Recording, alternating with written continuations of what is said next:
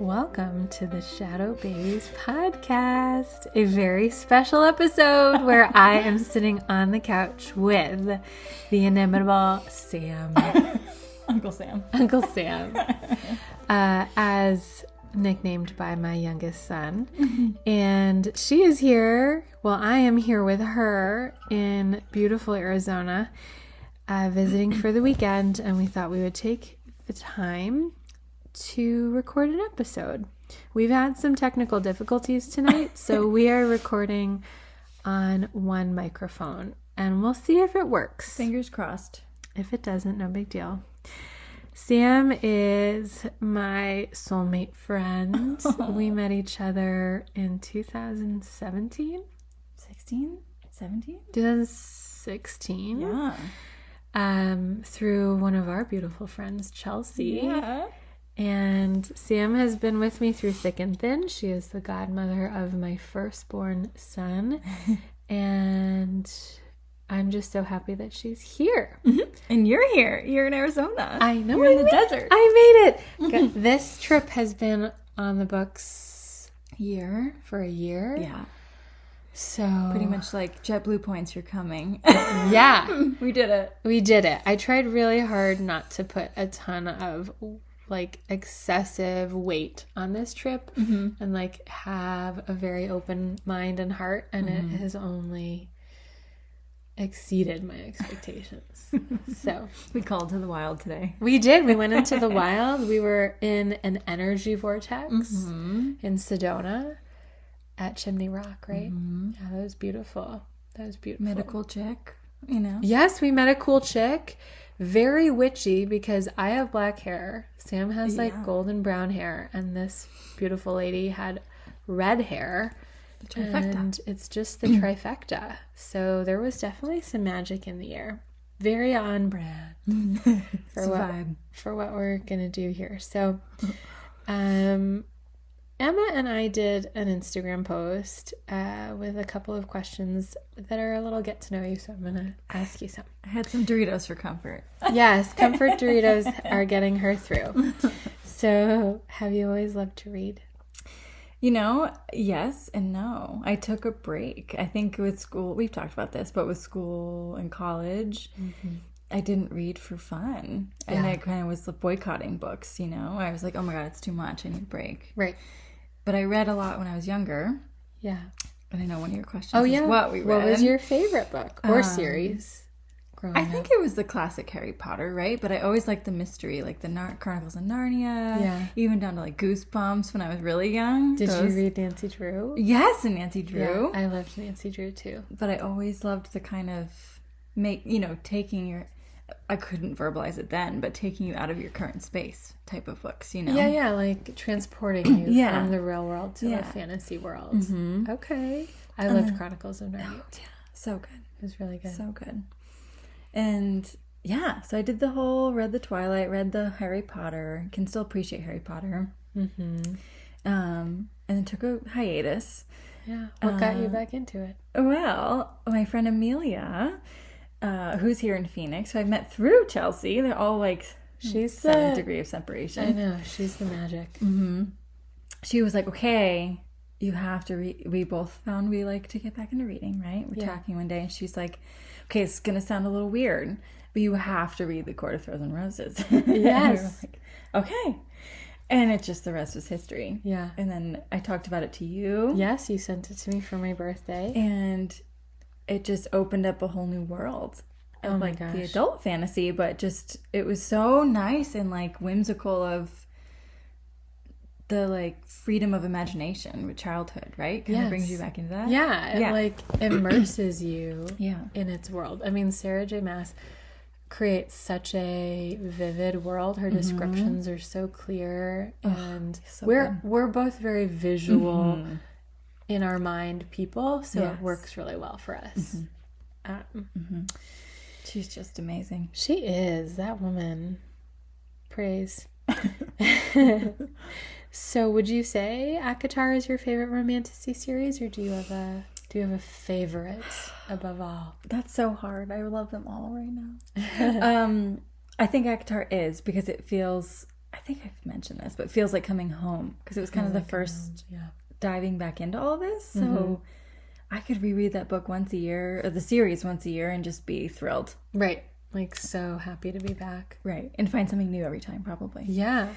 So I have to say that one. But I don't know. I've definitely found authors that I've been loving. Obviously, Rebecca Yarros, which we'll get into. Yes. But I think the genre has just opened up a whole new thing for me. And then, but Sarah, I think we talked about this earlier today, but Sarah J Maas's writing is just really above all else that I've found so far personally. Right. And you love ACOTAR more, because you've read the other series too, more than Throne of Glass and Crescent City.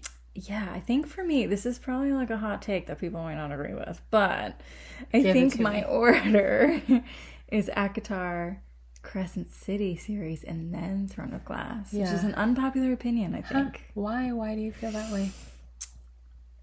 I think it's interesting. It's reading it through her development as a writer. I think Throne of Glass was her first big first one. Yeah. So I can kind of relate it to my own growing journey of how she grew as a writer, and really, how she really like dove into all of this, like headstrong, you know? Yeah, yeah. And I feel like ACOTAR was her peak, and now she's like really hitting it. And with Crescent City's almost more involved and layery, It's right? So complicated. Yeah. There are so many characters. So many. I have to review that again for sure before the next one. Oh my goodness. Yes. But Throne of Glass kind of feels like comfort, but it also feels like, okay, that was her coming of age book too. Yeah, her whole series. It was a very coming of age series. So I can appreciate it. I will say, if I didn't read Assassin's Blade first, and I read Throne of Glass first, which was, she wrote that and published it first, her writing style, like from Throne of Glass to, let's say, Queen of Shadows, changed dramatically. Evolved. Yeah. Maybe her editor also grew a little too. Like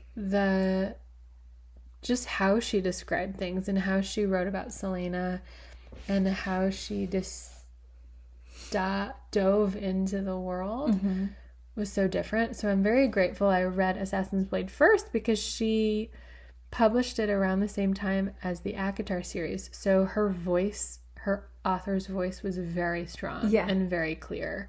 And I immediately felt like I was in the world. I don't know if we talked about this, but I read Throne of Glass twice. Nice. That's a hefty series. Yeah. The first time I read it, I didn't read Assassins. I skipped it. You skipped it? I skipped it. The first time? Yes. Oh. Because I think I was told to, or I just was kind of like, oh, I don't really understand. I'm just going to go to the first one instead of the prequel. Yeah. But then the second time around, I read it and I was like, oh my God, I'm an idiot. Like, I get it now. Yeah. So yeah, you can appreciate that. I hear you. Yeah, I needed the backstory. Yeah. I needed to know who Sam was. I needed to know Selena's growth in the desert. And I needed to know who these characters were that were like mentioned offhandedly in Throne of Glass. I needed to know who they were. Ansel, for example, like she's made so much more sense. I know. She was so briefly mentioned in Throne of Glass, and then like you get her whole story and the depth of betrayal, because she was Selena's real first female friend. Yeah, because she has such horrible experiences before. Exactly. Or just total isolation and always surrounded by men. So that was huge. And it like you said, it's very much coming of age. You grow with Selena. Not to get too off topic, but when she, how we talked about how she dropped a little, oyster pearl of one of the next books is going to be so dear to her. Yes. It will be something to do with It could be in Terrasen. Yeah. Like, because that seemed to be so transformative for her. Yes. Like, is that her? Was that her experience with female friendships and men? And like, who knows? That makes total sense, because like at the end of Kingdom of Ash, we really only got a tiny we got like war-torn Right. Terrassen. Beat up. Just like totally scorched earth. And so it would be incredible. Real fire. Yeah. It would be incredible to go back to that world with everything rebuilt. Yeah. What will happen? I I don't know. That's too good. That's a great little thing to bring up. Who is your favorite character of any of the series in the romantasy genre you've read, and why? This is so hard. I know. If you want to stay within like the Maas verse, you can. Man, I think similar to your reasons for liking Rhysand, yeah. I always say it wrong. I love him for his evolvedness. You talked about that in your his previous evolution episodes, but yes, his evolution and his. I think you joked in your previous podcast, like it did take him hundreds of years to maybe get there, but that's okay. Right. I think he's there. I think if any man was given 530 years to figure it out, although Tamlin is a perfect case of someone who's like given the same amount of time and still hasn't figured it out. There. Yeah. Yep. But Rhys for that reason, and just so all the things, right? He hits all of it: the dedication, the evolvedness, the ability to say I statements, the ability to put himself in her shoes. Like, he obviously didn't experience what she did, but he can empathize in a way. Yeah. And sexy, obviously. He's so sexy. He smells like the cologne. Yes. Oh, I'm gonna buy it. Yeah. But beloved audience members, we went on an adventure. I know. Not that sounded so lame that I said that. But listen. There's a company called Preston. It's life-changing. And it makes a cologne called cedarwood. And if you smell it, you will feel like you have a shadow daddy wrapped wings around you. Because do you know what the top notes are? Citrus and sea salt. It's Rhys. It's Rhys. Leather and the wings. And a the little air. Sweat. Yes. Yeah. Yummy. So good. Go look for it. Yeah. We are not getting paid by them, but no, we should. Maybe we should. That would be a fun future. So if he's your favorite character, is he also your favorite love interest and like male hero? Or is there somebody else that you're like, yeah, I want that one? Gosh, it's so hard. It really, like we kind of talked about if we were an animal, how that changes. Oh, it changes. It changes for me. I think I told you the book I just read, Guild's series by Rebecca Kennedy, I think her name. No, Raven Kennedy. Yes. That king / shadow daddy is very similar. So I was kind of like, ooh, okay. I like this guy. And he's had time to evolve as well. Had time to evolve. Okay. He relates to I don't want to give too much away, but can relate to the character by living kind of two different lives as the female character did. I'm going to leave that as a little hanger. Like a dual, like a double life? Like two worlds without getting too much. I don't want to spoil for people, but okay. So I think he can relate almost even deeper to the female main character too. Interesting. Anyway, I don't know. It changes. That's based mysterious. on the book. Yeah. Okay. Yeah. Within, I guess, the Maas verse, who's your shadow daddy? Rhys, I think. Yeah. Yeah. Rowan's a close second. You like Rowan? And oh God, shoot. No, maybe Hunt. Oh, yeah. I'm a Hunt guy. You like Hunt? Yeah. I love Hunt too. I think Rowan is an incredible supporting love interest. Like you get a little bit of him. Yeah. But I don't feel like you get as much depth. Yeah. You don't know enough about him almost. Yeah. Even though he's, Aelin, Selena's Karanam. Yeah. He's not, he's constantly supporting her and also pissed off at her that like she didn't tell him the plan until after the fact and he has to like pick up her pieces. So he's kind of like the boyfriend that holds your bag. Yes. I feel like Rhys is the one that is in the trenches with you. Yeah, exactly. Yeah. And not that Rowan wasn't. you know, but it's a little different. Yeah. And again, maybe it's related to the fact that like Sarah J Maas like was developing her style and figuring out who was Selena or Aelin going to end up with. Yeah. Because one thing that I was kind of thrown off by in Throne of Glass, the book Throne of Glass, is that she's like, ooh, I'm in love with Dorian. Ooh, I'm in love with Kale. Right. Ooh, they're both in love with me. And I'm What like, do I do? Yeah, I'm so desired. And it's like, that's really cool. Female empowerment. I want her to feel wanted. Maybe it's also a little bit of her arrogance because she's a very arrogant character. But it was a little bit like, okay, all the boys in the yard want your milkshake. I get it. You're hot. I get it.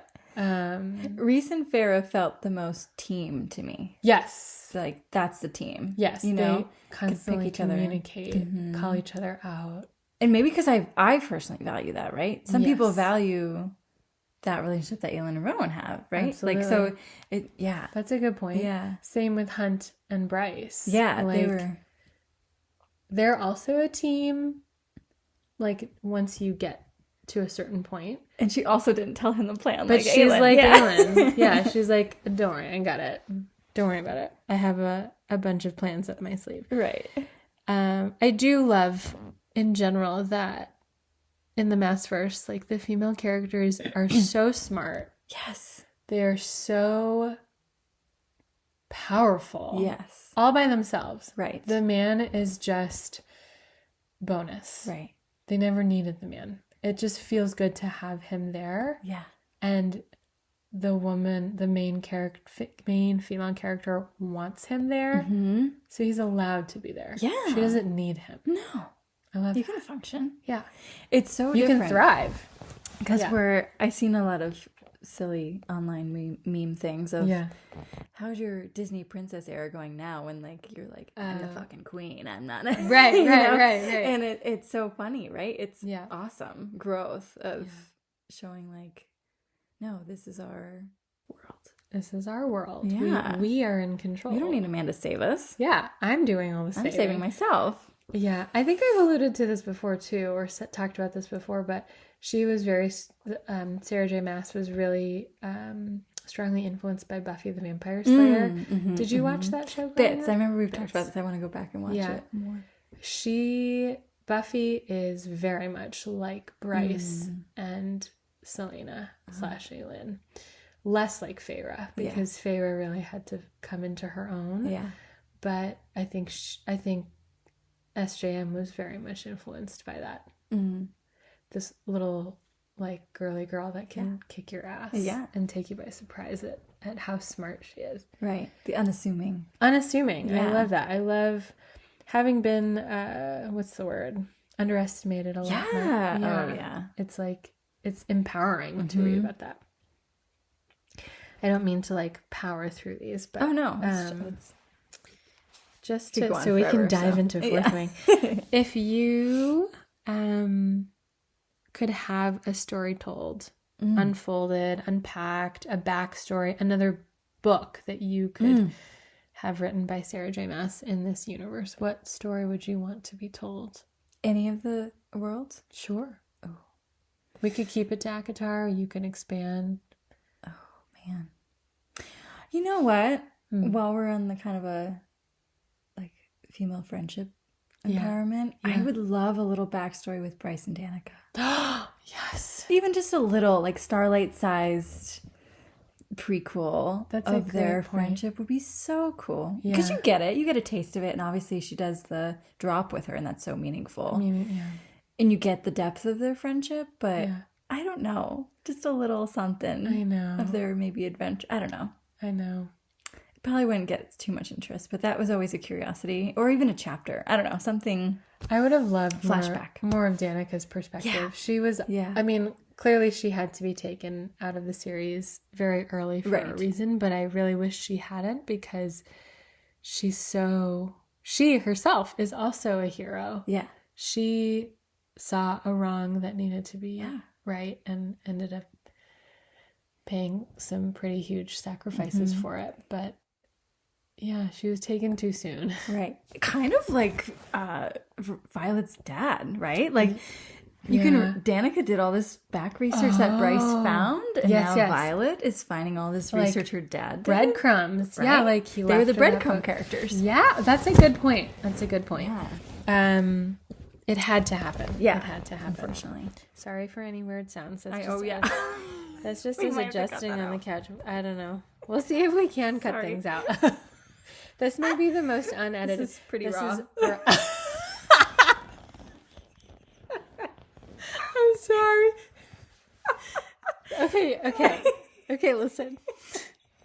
This may not be funny. This may not be funny to anybody else. But this is what happens when we are alone together. This is what the universe drops in our laps. We were trying to find a place to eat tonight. Struggling. And we go into a place. It was too busy. Everywhere. It was way too cowboy. Yeah. So then we see this gorgeous winery on a hill. It has trees spiraling up a hill. A freaking like lift car. There's what do you call that? Like a cable car, a gondola that takes you from street level all the way up to the peak of this gorgeous winery. I wanted to see the sunset. It was called Merkin Vineyards. And if you don't know, just be warned when you look up images of this. A Merkin. A Merkin. You're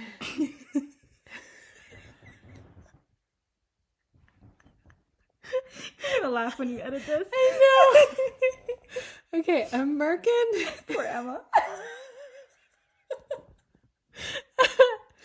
A Merkin is. Can you say it? Okay, I'm gonna say it really quick. A Merkin is a toupee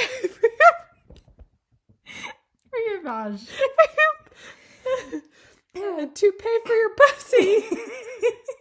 It's a two pussy, okay?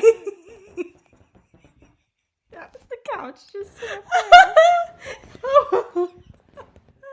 Okay. And so it continued. It's a wig for your pussy. Or it goes on your mom's pubis. Perfectly anatomically correct. But then we put our name down on a wait list at a restaurant a little further down, and we were like, oh, it's a 45-minute wait. Let's go back to the winery that was next to the cowboy restaurant. Such a mix. Such a weird mix. And it was kind of empty, so we're like, maybe we can just go in really quick. First of all, a very creepy man offered us his chewed food. Yes, half-eaten charcuterie board. I think he was trying to be nice, and I stumbled out a little bit. Yeah, so, I didn't want to be rude, but it's like, I'm not gonna eat your food, man. You're like sloppy jam that's on the charcuterie plate. I just, not that he would have done any. I don't know. I would hope he wouldn't have done anything shady. But anyway, so that sets the tone kind of weird, and then we look at the name of the wine. Oh my god, did I already forget? It is called Pussifer Queen Bee Wines. I almost said Pussalicious. And then the names on the menu were like twaddle. Yeah, you could order a twaffle. A twaffle to eat. There was a cocktail called the Diddler. Like, come on. We're like, come on. Who is punking us right now? It was real. All real. A Merkin Vineyards. That, by the way, the Merkin Vineyards also supplied their microgreens. So we ordered. And their gelato, don't forget. And their gelato. So there was a nice, sweet, creamy gelato from Merkin Vineyards. What business does a winery have making gelato? They have to know. Or they will now. They will now. They'll listen to us. And I may cut this. We sound crazy. Well, how did we even get there? Wow, I don't know. I made some sound joke and then it turned into these jokes that we continue to make. No, I can't remember. Oh, right. No, that was in between. Oh, I can't remember. Why? Anywho. Yeah, okay. our evening always ends up being ridiculously giggles, but that's the best. Yeah. Laughing with you is the best. Wait, did this somehow start off because I asked you what SJM universe Probably. How did that even relate? I don't know. Okay. Sexy men, Sexy men. Gets your Pussalicious excited. By Pussifer at the Merkin Vineyards. And then we saw the winged statues in the antique store. And we were like, that's our shadow daddies. Yeah. I felt a little bad saying that because there was these beautiful statuettes of gorgeous native men in like power stances with their eagle feather. It's okay. It's garb, their magic. But like they are the original shadow daddies of hell America. Yeah. Yes. On to our next shadow daddy. Anyway, yes. Segue. Perfect. Segue. This is going to be really great to edit. Or not at all. So it's raw. Oh, I said it's raw. It's raw. Oh my God. There it is. Full circle, everyone. Anyway, what Sarah J Maas universe story do you want to have told? Oh, okay. Yeah, we're going back to the topic. Okay, so we talked about Bryce and Danica. You already answered the question. I did have to add though that we talked about our inklings that the next book is either Elaine or Azrael. Oh, that's right. I really got off track here. I have to adjust again. It's gonna make it annoying. Okay. It's a leather couch. I was asleep. Oh no. Now you can edit. But yeah, an Elaine story would be really cool. Like you said it very perfectly. There's something else there for power that we don't know yet. Oh yeah. So I think talk about underestimated. That's gonna come to fruition. Somehow it has to. Yeah. Do you think she'll stay good? Do you think there's a possibility Elaine could become evil? No. But I think she'll have some trials and tribulations. I think there's going to be some stuff. There always is. She always throws something at us. Yeah. That's unexpected. I just think that, like, Elaine is put on such a pedestal of being, like, such a perfect, the most beautiful, gentlest one that I'm like, what if she busts out of that? Let loose. And, like, is a little bad? Not like evil. I'd like to see it. But she could be tempted. Yeah. She also has, I mean she's a seer, so that's incredible. Yeah. Which brings a whole lot of ethical stuff, right? Being a seer. So I wonder if that's where it's going to dabble on the line a little bit. Of like what she reveals or what she sees. Yes. How much can she say? Yeah. And it doesn't even sound like she hasn't quite figured it out because she talks, like when she has had visions, she talks about it like she's a little out of it. So it's hard to know what's clear that she's communicating it. But now that she's more lucid, right, she might be able to communicate better. And with training, right? Fairies are like, and Nestas. They've both been trained. Right. So, Do you think Amryn will train her? I think it's going to be Az. You think it's going to be Az? Yeah. Huh. There's going to be maybe both. I definitely think there is, we talked about this at the pool yesterday, that, oh my God, now I can't remember what I was just going to say. The mate thing? Yes. Yeah. That she may be the first in a book to reject the mating bond. I truly actually am. I think that's going to happen. You think so? I mean, like we said, we could be all wrong. I would love it. Make me wrong. She always throws something so wild that we don't expect. That's one thing with her writing above all else I've read. It's like, wow. Yes. She does continue to... Other stuff you can kind of predict, Oh, absolutely. But she really throws stuff that is, whoa. Like, you're like, what? I did not see that coming. But it works. It totally works. Okay. I'm so sorry. You did ask me that. I did ask you that question and you answered it. But now, what are you currently reading? So I'm rereading Fourth Wing for our for talk. And then I think I'm going to try to find a couple standalones in between and then read Iron Flame a little bit closer to when Onyx comes out. Okay. Just to refresh. because I feel like I really rapid fire flipped through that because I was so so yummy. excited. I want to read it all. Yes. I already am going to say it wrong. What? How did you pronounce it with the book I showed you? Oh, Anathema. Anathema. I'm going to read. One of the girls at work has read it. It's a little more gothic, she said. But kind of a mystery-ish, but fantasy. So I'm intrigued. And it's a standalone. And that author has a couple standalones for once, right? We read so many series that are like, oh my God, the next one's not out for 6 months. Right. You know? Or it's a 7-part series. Right. It's like a commitment. Right. So a couple of those, if I can find it, just so I don't have to commit to a big chunkin' thing before Onyx Storm comes out. Yeah.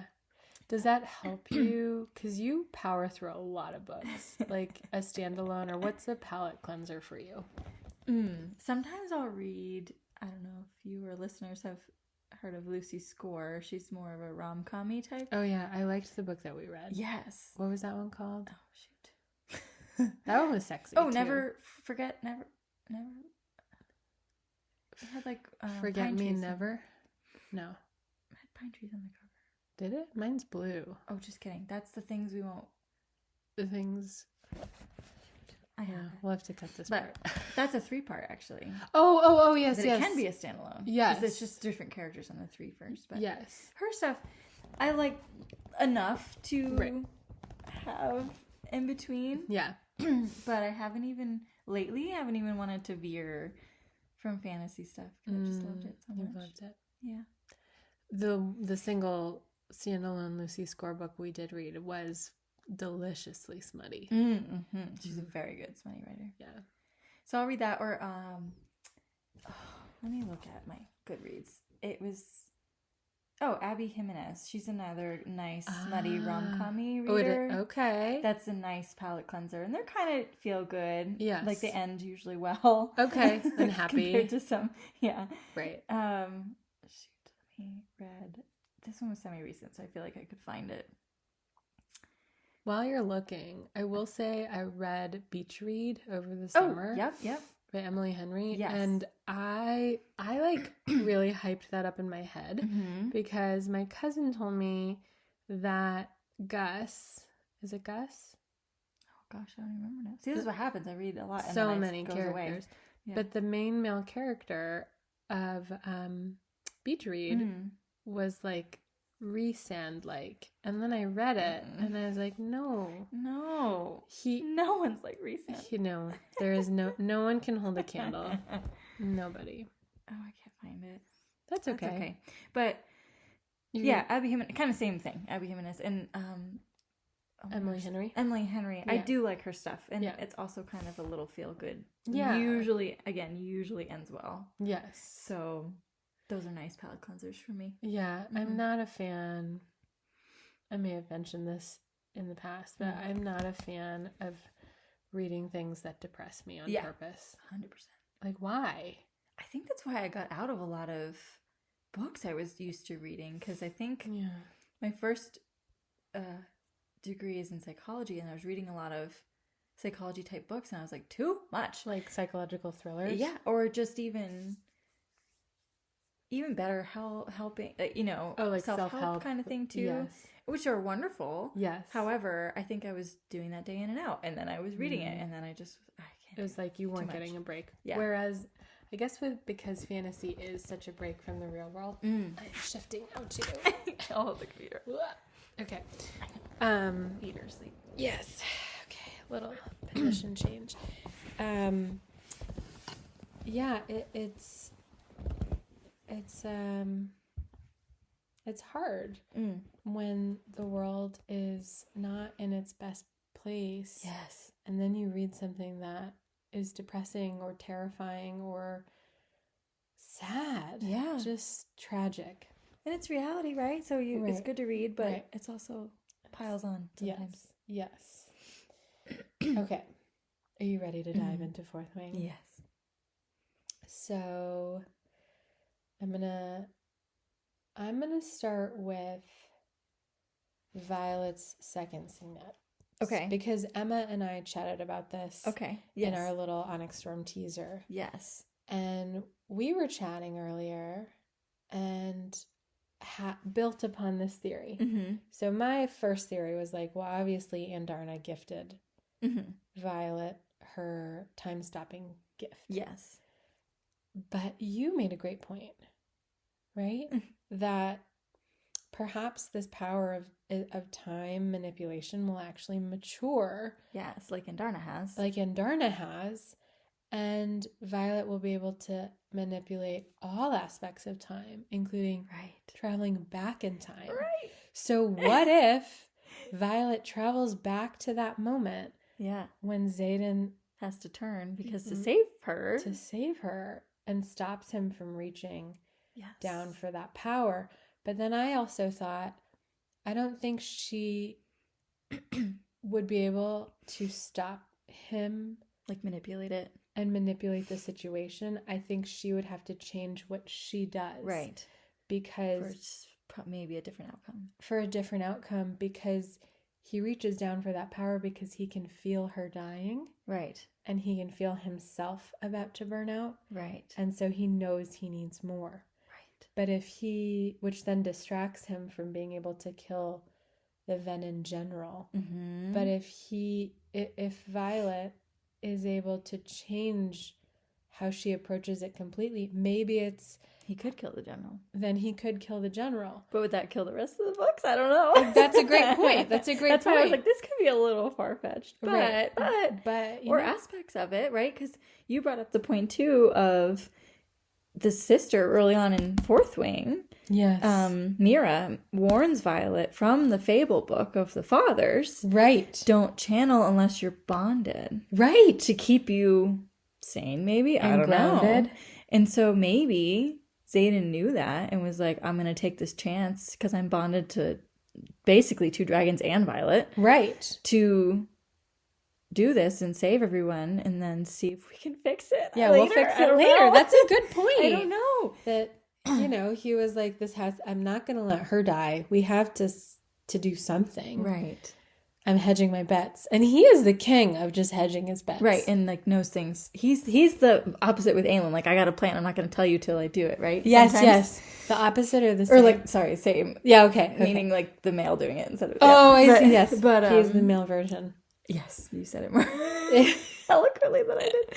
No, I just want to make sure I understood. Yeah, and we both kind of said earlier Venin are less dangerous than when you've been a Venin for a long time. So they probably have a time. Time is the theme. Time clock ticking of maybe. Yes. That like before his dangerous phase of getting too far Venin. I don't know the right way to say that. But right, me neither. The theme is time. Maybe. Could she stop time? I don't know. Could she suspend him in time? That's too much. That's too well, much. But who knows? Who knows? We're definitely going to get more dragons, though. Oh, yeah. Super pumped for that. I'm excited to meet the Empyrean.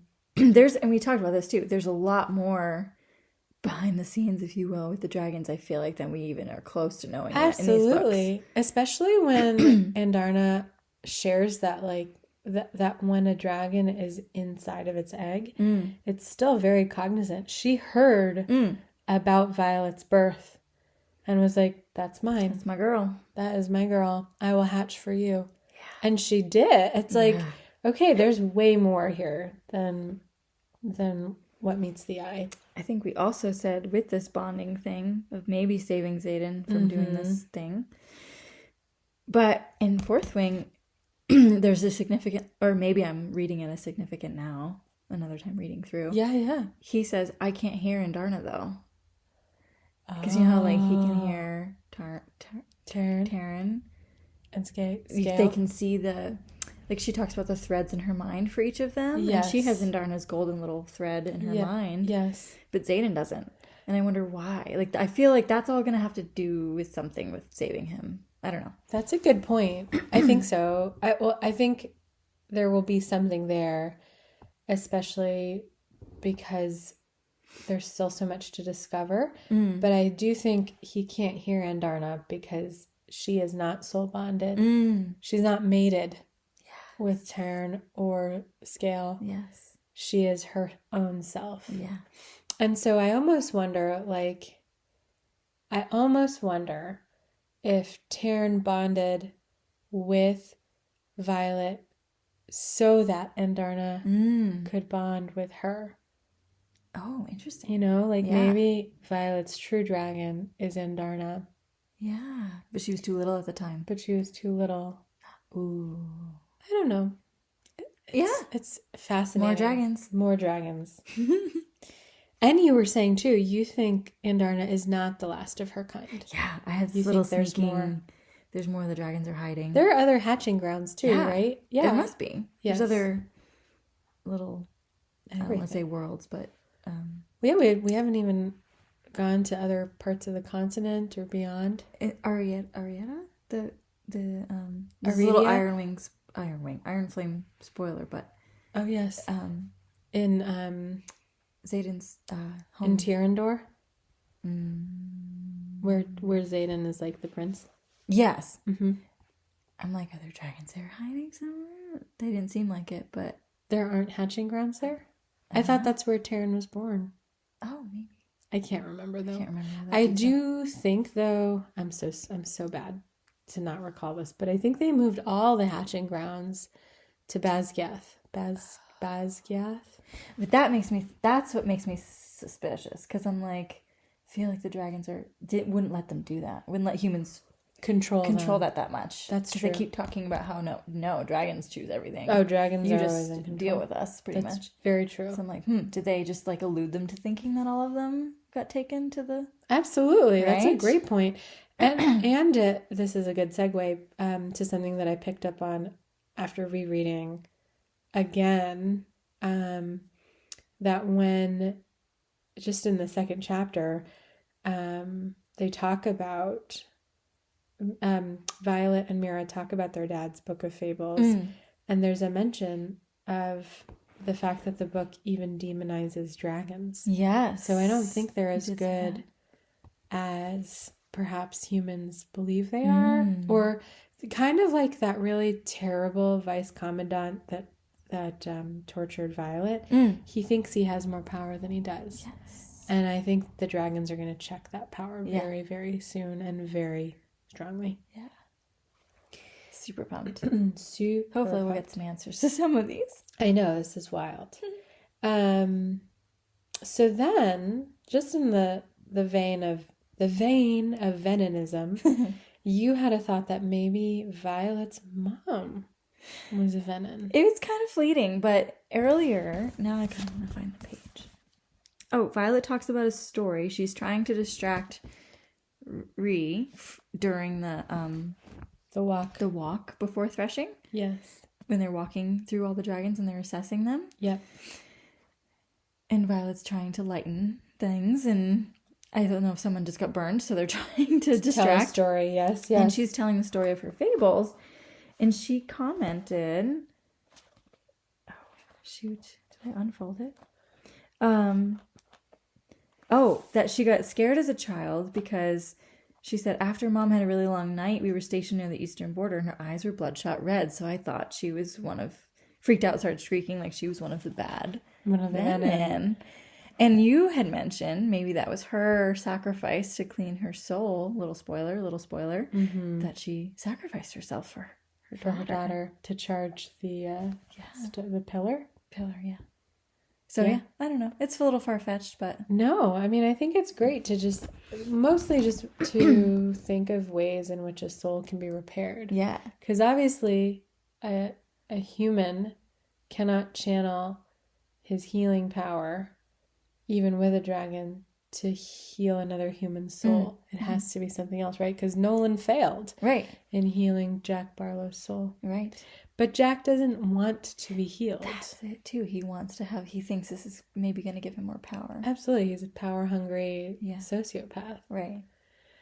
So, and you said this all might be a key to healing Xaden's soul. Right. Because he's so guilty from the 107. Yes. You know? Yeah. So there's a lot of guilt on him that he might need to cleanse to get better. Right. It's almost like things have been set up for him to be repentant. Mm-hmm.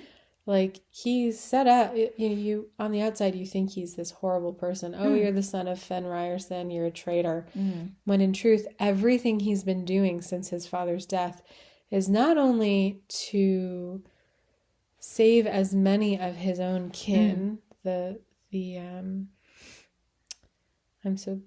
getting late and my brain is frying. What is the name of the people with the relic? I think they just call them like the marked ones. Marked ones. Yes, that's the nickname. I'm sure I could find it. Let me look. You keep going. But ever since the death of his father, he's just been working tirelessly. Oh yeah. At not only keeping his people safe, his kingdom safe, but the whole continent. He's been supplying the Griffin Riders with ways to kill the Venin. He knows that the Venin are bad. He's trying to set up everyone for success, essentially. Yeah. To come together, hopefully. Right. And in fact, his own father's last words were, "You're all cowards." Right. So clearly humans that are in power at this point are willfully choosing to turn a blind eye against the Venin because they're getting something in return. Mm-hmm. What is it? You think that it might be the power in their bonds with the dragons, but it's got to be something else. Yeah. And it's funny, that's what Vi's father was also trying to get at before he died, of there's something else. As a scribe, there's something else here. And he's the only one with Feathertail research, which Indarna was. So there's so much to be discovered. And I know we haven't dived super deep into the book itself. Those are pretty big themes. Yeah. Maybe we can do a part 2, but we're also working with technology issues and Giggle fest, pussy fest. It is a pussy fest, it's just you and me here. We gotta charge that in this magical energetic vortex that we're in. But yeah. This is your unhinged episode. Unhinged, unedited. Get ready. Yes. But thank you for being here. You have just listened to probably the silliest episode in our repertoire so far. Sorry. But coming up, we still have more to talk about in terms of Fourth Wing. Emma and I have potentially tabled Silver Flames in order to make room for Fourth Wing and Iron Flame as it's coming out in Onyx Storm is coming out in January. So close. So close, everyone. So stay tuned. Thank you for being here. Hopefully you think we're as funny as we think we are. Hopefully the laugh's at least contagious. Yeah. Yes, may the laughter be contagious for you. I hope you feel our joy through whatever device you're listening to this. And I'm so grateful for you. So grateful for you. And I love you so much. Yeah. Have a good night. Sweet dreams. Sweet dreams.